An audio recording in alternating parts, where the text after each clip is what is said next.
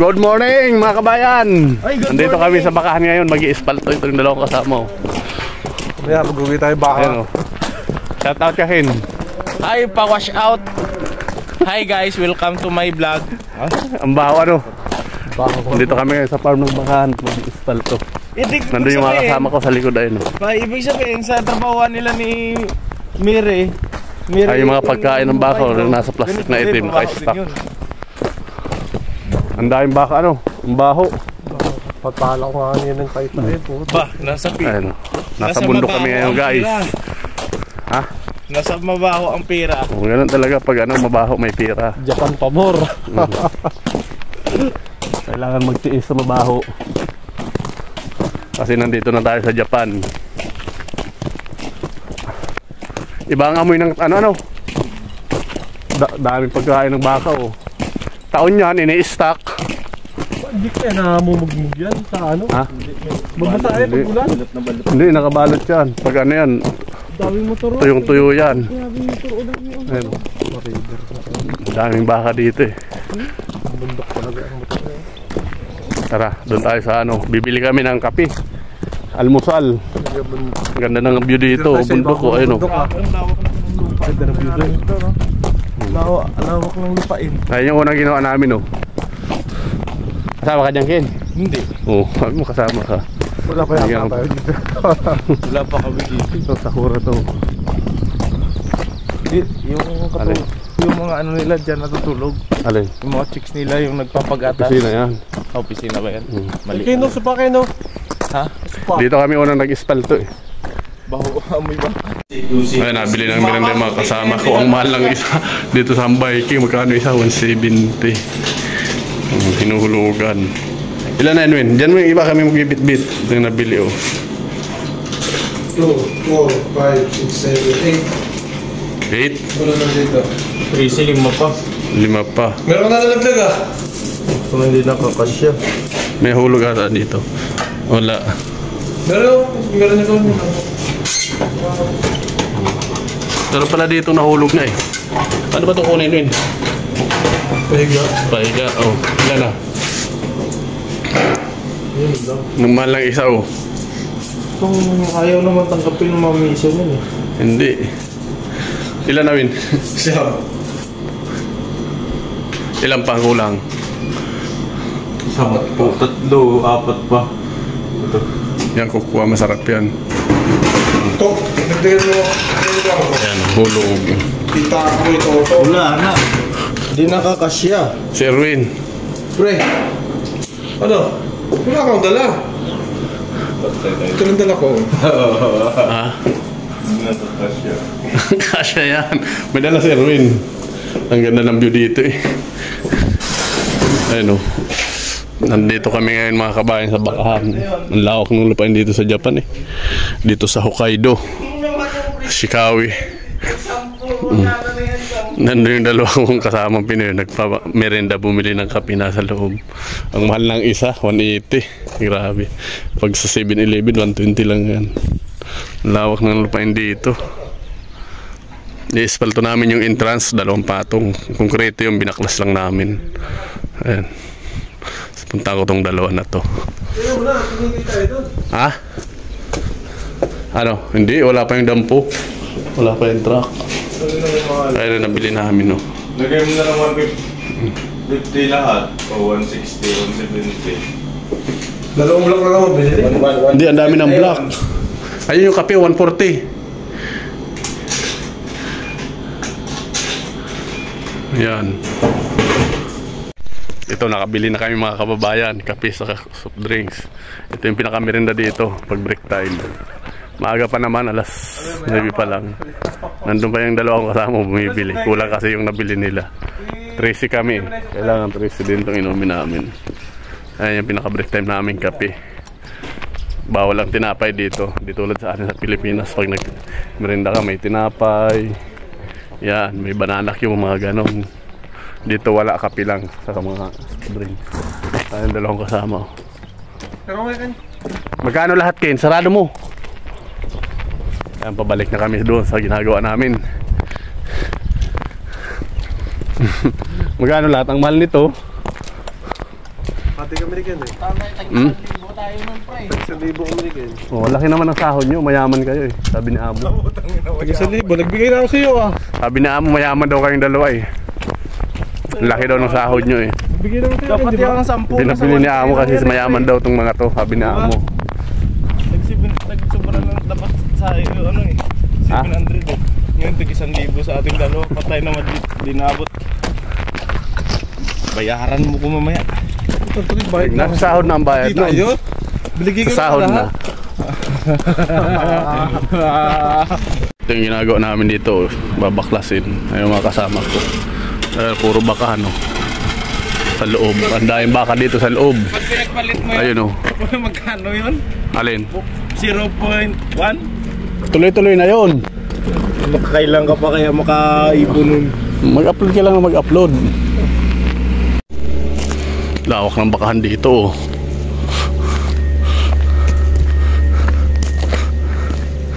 May ano dyan baho kasi sa? Ayan o, puro bakahan yan o. Ito yung mga pagkain ng baka. Ayan. Ito yung budiga, istakan ng mga gamit. Ang daming istak na pagkain o.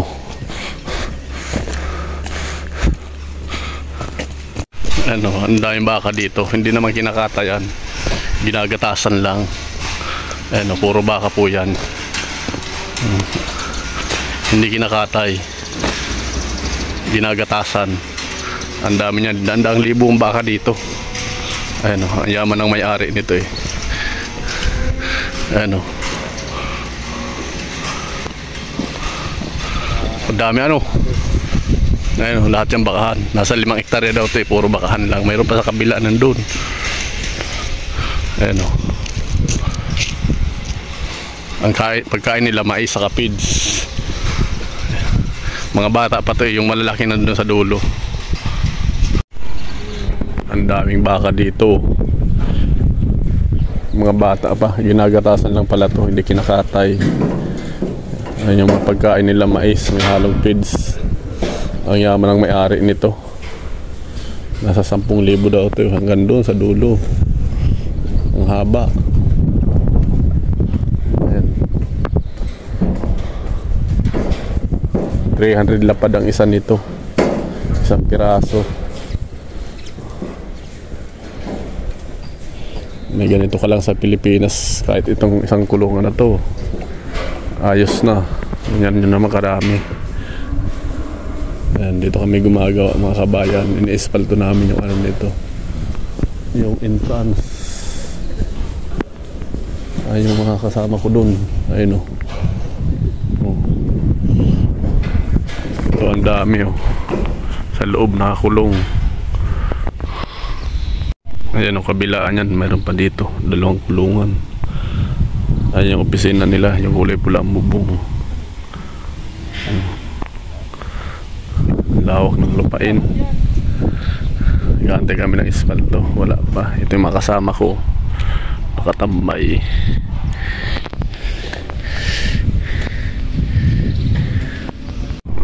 Ayan, hanggang doon sa dulo. Yung baka nila. Tapos dito. Ito yung mga tao dito sa Japan na isa sa pinakamayayaman pag may sarili kang farming. Ganito. Mga farm, mga bakahan. Meron din mga Pilipino nagtatrabaho sa mga ganitong farm pero sa ibang lugar. Malalaki rin ang sahod nila pag ganito ang trabaho. Ano, parang construction din kasi pag diyan ka nagtrabaho. Malalaki ang sahod. Sa mga Pilipino. Talo mo pang nag-uopisina niyan pag diyan ka nagtrabaho. Ayan. Papakain ka lang niyan. Tapos may mga babae pang nagtatrabaho niyan dito eh. Mga ganyan, mga farm. Sa mga gatasan, ginagatasan nila yung mga baka. Ayan. Ang lawak. Mayaman ang may-ari nito. Ang lawak ng lupain. May sarili sila ditong taniman ng pagkain yan. Mais. Ayan. Yan mga ano na yan, mga bakanting lupa na yan. Diyan nila tinatanim yung mais, pagkain yan sa loob ng isang taon. Pati dyan, baka hindi niya nasa loob na nakakulong. Ini-stack nila yan ng ilang taon na pagkain. Kasi pag nagtag-isno na, hindi na sila makapagtanim ng mais. Para naka-stack lang yung pagkain. Kasama na yung bunga niyan, ginigiling na ang pagkain niya. Kasi, tapos yung ano, hinahaluan nila ng feeds. Ayan. Lahat lang yan ginagatasan, hindi kinakatay. Iba rin yung sa ano, sa farm dito sa Katayan. Yung mga baka naman na kulay itim ang kinakatay. Itong ganito na kulay itim sa kaputi, gatas lang daw to, gatas. Pag purong itim, yun yung kinakatay. Ayan, ang lawak. Ilan lang ang tauhan yan dito, pero sobrang lawak. Kasi yung gamit nila dito puro machine. Maganda mag-apply dito ng trabaho, lalo na sa ating mga Pilipino. Magaan lang naman ang trabaho dyan kasi lahat machine ang gamit. Boring ka nga lang dito kasi bundok to Kung sanay ka sa syudad, mabuboring ka dito. Walang ano dito, walang convenience store, wala, lahat puro bundok. Pag mag-grocery ka, wala, malayo, kailangan dito may service.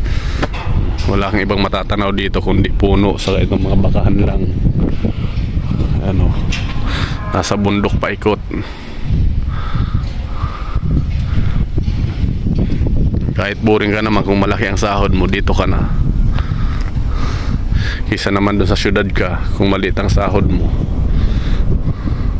Ayun na yung espalto namin, dumarating na yung kulay puting truck. Ayun sa dulo. Mag-uumpisa na kami. Ayan o. Ang layo ng biyahe niyan 1 oras. Kanina pa kami nag-aantay. Mamaya po uli mag-i-espalto na kami, nandyan na. Ayan, natapos na po namin yung espalto namin. Pauwi na naman, bukas uli. Ayan na yung kulay itim, yun yung in-espalto namin. Ayan yung bakahan, entrance ng farm, yung in-espalto namin. Ayan, ang linis ng gilid. Ayan. Ito po yung in-espalto namin ngayong araw. Ito lang, maliit lang, 1 araw na yan. 2 patong kasi yan. Konkreto yung ilalim ng binaklas lang, pinalitan ng espalto. Ayan. Pauwi na po kami.